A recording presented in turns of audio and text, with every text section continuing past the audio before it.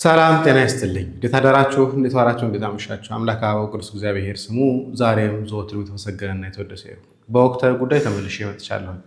ይህ መረጃ ከደረሰኝ ሞስት ፕሮባብሊ ከወር በላይ ሊሆነው ይችላል እና ለዓለማቅረብ በጣም ብዙ ሞክሬያለሁ። ለዓለማቅረብ የፈለኩበት ምክንያት ኢሹ የቤተክርስቲያን ጉዳይ ስላልሆነ ሳይሆን ብዙ ተመልካቾች እንደዚህ አይነት ነገሮችን ማየት ስለማይፈልጉ ነው። ብዙ ጊዜ ከዚህ ፊት ላይ አንድ ቤተክርስቲያን ላይ ተኮር አድርገን ችግሮችን ማሳየት ስንሞክር ብዙ ሰዎች አያዩትም እና በዛ ምክንያት ነው ማሳየት አልፈለኩትኝ።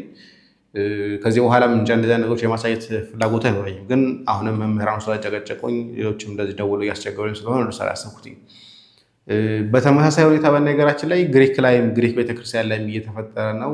ወደ አውሮፓም ስንሄድ ደግሞ እንዲሁ ንትርክ ላይ ናቸው። በተመሳሳይ ኢሹ ጳጳሱን ጭምር አንፈልግም፣ ጳጳስ አውግዘናል የሚሉ ምዕመናን ጭምር እያየን ያለ ነው። አልፎ ተርፎ ደግሞ የተወገዘ ካህኑ ደግሞ ቤተ መቅደስ ገብቶ ሲያገለግልም ጭምር እየሰማን ያለ ነው። የሊቀ ጳጳሱ ውግዘት ቃል ጭምር ደርሶኛል መረጃው። ግን የአንድ ቤተክርስቲያን ኢሹ ስለሆነ ሰፊ ጊዜ ስለሚፈልግ ሰፊ ጊዜ ደግሞ መስማት ማይፈልጉ ሰዎች አሉ። የሆነው ይሄን ብቻ መረጃ አጠር አድርጌ ለማቅረብ ልሞክር። የምታስታውሱ ከሆነ ይሄን ከዚህ በፊት ሰርተንበት ነበረ። በቤንሻንጉል ጉሙዝ ክልል ላይ ያለው አሶሳ ላይ ማለት ነው። በሀገረ ስብከት ስር ያሉ አስቸጋሪ ሰዎች ነበሩ። አንደኛው እኚህ ሰው ነበሩ የምታስታውሱ ከሆነ። ከዛ በኋላ እንግዲህ ተባረዋል። መባረራቸውን ሰምተናል፣ እንደተነሱ ሰምተናል። ከዛ በኋላ የመጣው መረጃ እንግዲህ ፖሊስም ደግሞም ካህንም የሆነ ግለሰብ ነው። ይህ ግለሰብ ነው ማለት የምትመለከቱት ግለሰብ ፖሊስም ነው። ደግሞ ሲያሰኘው ደግሞ ይኸው እንደዚህ ነው። ሲያሰኘው ደግሞ መሪጌታ ነው። ሲያሰኘው ቄስ ነው። በነገራችን ላይ ባልና ሚስት ናቸው።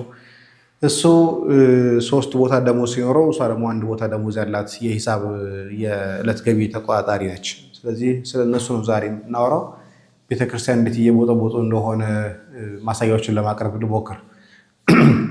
ደብዳቤዎች አሉ፣ በጣም ብዙ ደብዳቤዎች አሉ። ግን ሁሉንም ለማንበብ መሞክር ሰው አይደለሁኝም፣ አላነብም። ማንበቡ ሰውን ያደክማል ብዬ ስለማስብ ስለዚህ የተወሰኑ ሀሳቦችም ልንገራችሁ። እንግዲህ ግለሰብ ቄስ ያለው አወቀ ይባላል። ፖሊስ ነው፣ መሳሪያ ያዥ ነው፣ ተኳሽ ነው ማለት ነው። በአንድ በኩል ፖሊስ ብቻ አይደለም፣ ደግሞ የቤተ መቅደስ አገልጋይ ነው፣ ቀዳሽ ካህን ነው። የአቡነ አረጋዊና የቅዱስ ጊዮርጊስ መደበኛ ጸሐፊ ነው። አልፎ ተርፎ ደግሞ በ2017 ደግሞ የኡራ ወረዳ ቤተ ክህነት ቁጥጥር ላይ በኃላፊነት ተመደበው እየሰራ ነው። ይህን የመደበው ደግሞ ሊቀ ጳጳሱ የሀገረ ስብከቱ ሊቀ ጳጳስ ናቸው። ሚስቱ የአቡነ አረጋዊ ቤተክርስቲያን የዕለት ገንዘብ ያዥ ናት። እሱ የፈረመውን ሳታጣለች። እንደዚህ ያሉ እየተቀባበሉ የቤተክርስቲያን ብር እየበሉ ያሉ ናቸው። ከ2016 ጀምሮ ደግሞ በሰበካ ጉባኤነት ጸሐፊነት እያገለገለ ያለ ሰው ነው። ስለዚህ ቀጥታ እነሱ የጻፉልኝን ደብዳቤ እኔ ላንብብላችሁና እንግዲህ ቤተ ክህነት የሚለውን ነገር ካለ ብንሰማ ጥሩ ነው ብዬ አስባለሁ። ይግባኝ ለአሶሳ ምዕመናንና ለብፁዕ አቡነ ሩፋኤል ይላል። ድርብርብ ወንጀል በቤንሻንጉል ጉሙዝ ክልል በአሶሳ ሀገረ ስብከት በአሶሳ ምዕራፈ ቅዱሳን አቡነ አረጋዊ ቅዱስ ጊዮርጊስ ቤተክርስቲያን የሚል ነገር ያለው ቄስ ያለው አወቀ ይባላል። በሙያው ተኳሽ ፖሊስ ነው፣ ደግሞም ካህን ነው። መስቀል ክላሽን በእጁ ናቸው። በአሶሳ ምዕራፈ ቅዱሳን አቡነ አረጋዊ ቅዱስ ጊዮርጊስ ቤተክርስቲያን ቀዳሽ ቄስ፣ በኡራ ወረዳ ቤተ ክህነት ደግሞ ቁጥጥር ሆኖ እየሰራ ይገኛል። በፖሊስነቱ በመንግስት ተከፋይ ነው። ሚስቱ እዛው አቡነ አረጋዊ ቅዱስ ጊዮርጊስ ቤተክርስቲያን ላይ ገቢ ሰብሳቢ ናት፣ ደሞዝተኛ ሰራተኛ ናት። ይህ ቄስ በተጨማሪ ከ2016 ዓ.ም ጀምሮ በሰበካ ጉባኤ ጸሐፊ መሆኑም እየሰራ ይገኛል ቆይቷል። የሰራቸው ወንጀሎች እነኚህ ናቸው በጥቂቱ የሚል ነገር ነው ያለው። አንደኛ እሱ በሂሳብ ሰነድ ያዘጋጀውን እሷ ወይ ደግሞ ሚስቱ ገንዘብ ወጪ ታደርጋለች ይባላል። አብዛኛውን ጊዜ እየወከላት ይሰራል። እንደ ካህን ዕለት ይቀበላል። ከዘጋጃው የተሰበሰበው ገንዘብ ወደ ዕለት ገቢ ሰብሳቢ ሚስቱ ሳይሆን ወደ ኪሱ ገቢ ያደርጋል። ማስቀደሻም ከቦታ ኪራይ የግል አካውንቱ ሲቀበልም ቆይቷል። አንደኛው ነው። ሁለተኛው በስልጣን ካለው ጥማት የተነሳ ባለፈው ሰኔ ወር ላይ 2017 ዓ.ም በምን ሁኔታና እንዴት እንደገባ በማናውቀው ሁኔታ የኦራ ወረዳ ቤተ ክህነት ቁጥጥር ክፍል ሆኖ ተሾሟል። አሁን ደሞዙ ከያዘው ኃላፊነት ላይ ደረበው የአቡነ አረጋዊ ቤተክርስቲያን መደበኛ ጸሐፊም ሆኖ ተሾሟል። ሶስተኛ ደሞዝ ማለት ነው። የቤተ ክርስቲያን ንብረት በመዝረፍ የግል ጥቅሙ ያውላል። አራተኛ የቤተ ክርስቲያን በተጠናከረ አገልግሎት እንዳይኖራት መሰናክል ሲፈጥር ቆይቷል። የሰንበት ትምህርት ቤት የስብከተ ወንጌል አገልግሎት ይሄ ማለት ስብከተ ወንጌል ኮሚቴ ቅሬታቸውን በቃለ ዓዋዲ ያሳወቁትን ቃለ ዓዋዲ ማየት ይቻላል። ዛሬ አለ፣ ደብዳቤው አለ፣ ዛሬ በግልጽ አስቀምጧል። ለማሳየት እንሞክራለን በተቻለ መጠን። የልማት ስራዎች እና የአሶሳ ዩኒቨርሲቲ ተማሪዎችን አገልግሎት ሲያደናቀፍ ቆይቷል። አምስተኛ አገልጋዮች በጥቅማጥቅም በቅንፍ በቢራ በመያዝ እንዲደግፉት ያደርጋል። እርስ በርሳቸውም መጠራጠር እንዲኖርባቸው እንዲጋጨውም ሲያደርግ ቆይቷል። ስድስተኛ የዚሁ የደብር አገልጋይ የነበሩት መልአከ ገነት መለካሙ በዚህ ደብር ይልቀቁ በማለት በጋንግስተር እስከ ማስፈራራት መድረሱና ለብዙ እንግልት ስላበዛባቸው ከኃላፊነታቸው ለቀው ወደ ባምባሲ ሄደዋል። በምትካቸው የተሾሙት መጋቢ ሃይማኖት እንዳለው ተመሳሳይ ሴራ በመሸረብና ልዩ ልዩ ኢቀኖናዊ የሆኑ አካሄዶችን በመጠቀም አስነስቷቸዋል። አቡነ ሩፋኤል ቀጣይ ቢመጡ አስተዳደር ሊያደርጉኝ ቃል ገብቶልኛል እያለ እያስወራም ይገኛል። ይህ ሰው ማለት ነው። ከዚህ በፊት የነበረውን አስነሳ፣ ሁለተኛው በማስፈራራት ላይ ያለው። ከዛ በኋላ ደግሞ አቡነ ሊቀ ጳጳሱ ማናቸው ስማቸው አቡነ ሩፋኤል ቀጣይ ሲመጡ እኔን በኃላፊነት ይመድቡኛል ጭምር እያለ እያስፈራራም ይገኛል። አባ ሩፋኤል ሆይ ዘራፊ፣ ቀማኛ፣ ስልጣን ጥማተኛ ሰውን ክህነት ከፖሊስነት አስተባብሮ የያዘን ሰው አስተዳዳሪ ሊያደርጉ ታስበው ይሆንን? ይህን ሁሉ ጥፋት የተመለከተ የደብሩ ሰበካ ጉባኤ ነሐሴ 7 2017 ዓ.ም ከጸሐፊነቱ እንዲነሳ ወስኖ ሀገረ ስብከቱ አጽድቆለት ነበር። ነገር ግን የተወሰኑ የመንግስት ባለስልጣናት በመያዝ ለጳጳሱ ሾፌር ጉቦ በመክፈል አሁን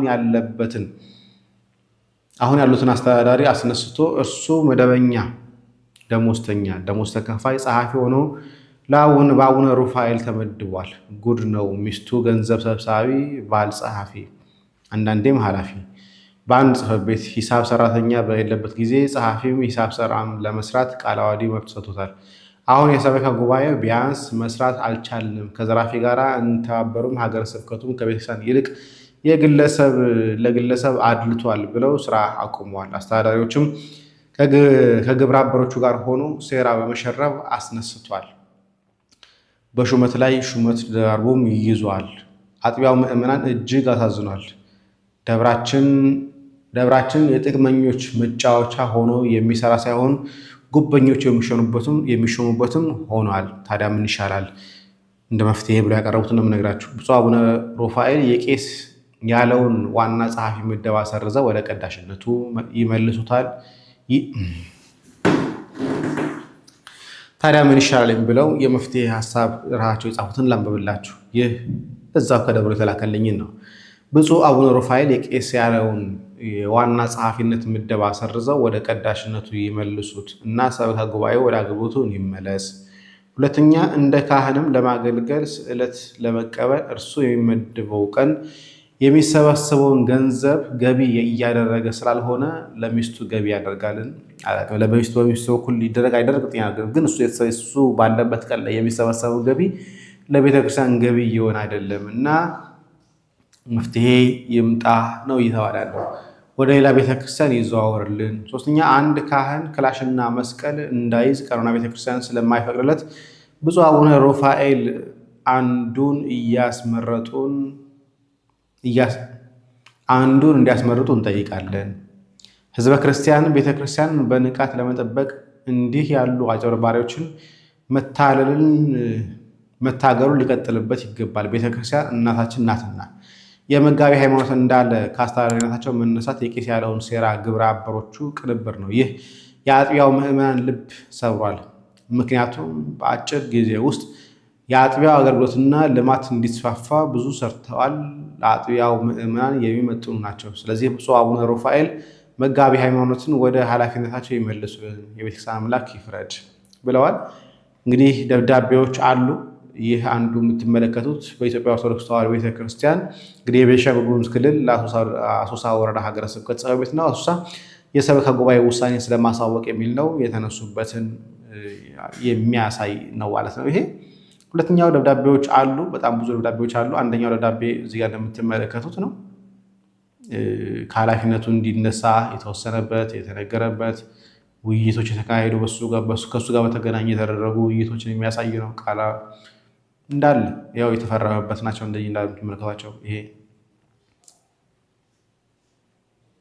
ይሄም እንደምትመለከት የስራ ማቆምን ይመለከታል የሚል ነው። አሶሳ ሀገረ ስብከት የደብረ ሰበካ ጉባኤ 39 አባላት መሆናቸውን በቃ እንዳለ ከዚህ በኋላ ስራ አቁመናል ብለው በፊርማቸው ጭምር ያረጋገጡበት ነው። ብዙ ዶክመንቶች ማቅረብ ይቻላል፣ ግን ያን ያህል አይተያይም። ይኸው የምትመለከቱት ቤተክርስቲያን ነው። ቤተክርስቲያንነቷ ይሄ ነው። ካህኑ ሚስቱ ከሚስቱ ጋር ደግሞ መዝናኛ ቦታ አልፎ ተርፎ ደግሞ በፖሊስነትም ጭምር ያለ ሰው ነው እና መፍትሄ ካለ ብለዋል። እንዳልኳችሁ ነው። ይሄ መረጃ በጣም ቆይቷል። ፌብራሪ 20 የተላከልኝ። ስለዚህ የሚመለከተው አካል ካለ መፍትሄ እንዲሰጣቸው ነው። ሌላኛው ደግሞ እንግዲህ ሊቀ ጳጳሱን እያወገዙ ያሉ አካላት ደግሞ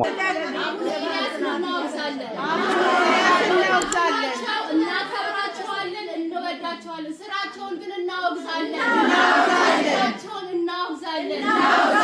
ሰው ናቸው። አንድ እግራቸው ሞት አፋፍ ላይ ቆሞ እንዴት በዚህ እድሜያቸው ይሄን ያክል በደል ያደርሱብናል?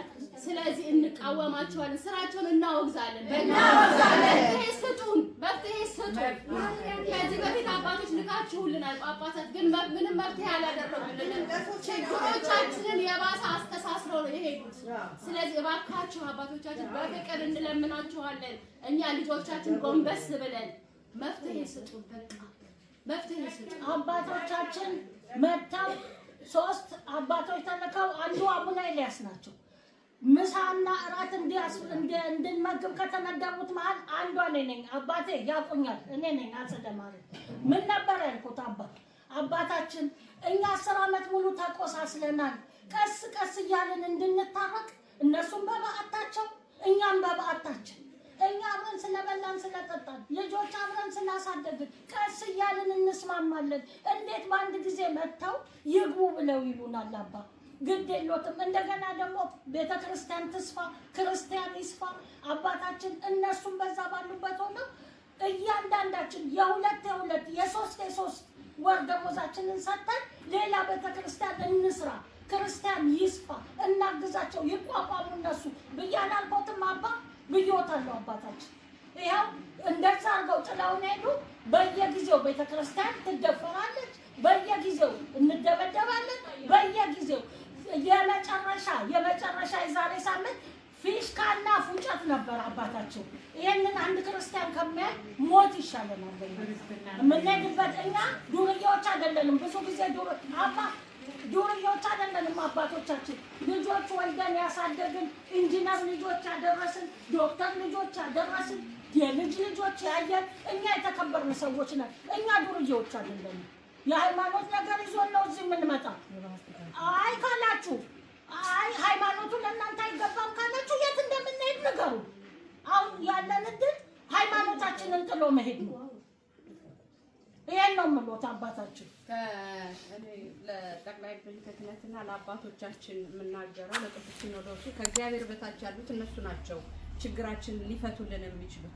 በግሪክ ሀገር ላይ ስንኖር 30 ዓመት 40 ዓመት ሲኖሩ ቤተክርስቲያን ሰርተው አያውቁም። ዳዊት ቤተ መቅደስ ሊሰራ ስላልተፈቀደለት በሰለሞን ተፈቀደለት። እኒህ አባት መተው ቤተክርስቲያን ሰሩልን በ2 ዓመት ውስጥ። አሚን እሰይ ብለን ደስታችንን ሳናጣጥም እንደገና ቤተክርስቲያናችን ተዘግታ ችግር ላይ ወድቀናል። እንደ አንድ ኦርቶዶክስና እንደ አንድ ምእመን የራሴን የምናገረው ማለት ነው፣ በራሴ የምናገረው እባካችሁ ችግራችሁን ፍትልን። አረብ ሀገር 3-4 ቤተክርስቲያን እየተሰራ ግሪክ ሀገር ላይ ተቀምጠን አንድ ቤተክርስቲያን እሷን እናዘጋ። በእናንተ በአባቶች ምክንያት በአባቶች ችግር መፍትሄ የሚሰጠን አባት እኛ ምን እናድርግ? ያለው በሰው ሀገር ላይ ነው። ሰው ሀገር ላይ እየሰራን እንዲህ እየሆነ መልሰን ደግሞ አንድ መተን ችግራችንን ለጤናችን ለሁላችን የምንለምንባት ቤተክርስቲያን ትዘጋብን። ኧረ እባካችሁን ተው፣ ተመልከቱን፣ ተው እዩ። ችግራችንን እኛ የምንናገረው ለእናንተ ነው። በቅቶናል። ከዚህ 10 ዓመት ድንጋይ ላይ እየተኛ በረዶ ላይ በሙቀት ሳንል 10 ዓመት ቤተክርስቲያናችንን እስከዛሬ ጠብቀናል። ጥለው ከሄዱ በኋላ አሁን የምንፈልገው መተው ነው እኛን የሚረብሹን።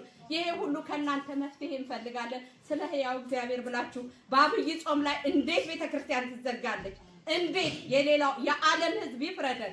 አብይ ጾም ላይ እኛ ስጋ ወደሙ የሚቀበሉ ክርስትና የ40 ቀን ህፃን የሚነሳ የሙት ዓመታት የሚፈታብን ቤተክርስቲያንን አተናል። እባካችሁን መፍትሄ ወዳለው አካል አሳውቁልን። አመሰግናለሁ።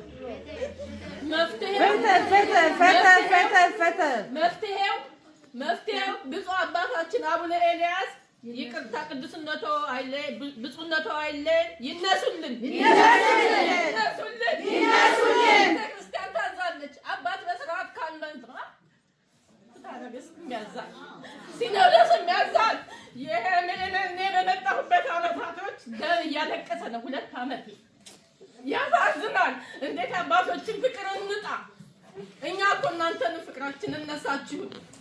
ይነሱልን። አንፈልግም። በቃ በእርጅና በጸሎት ይጠብቁን።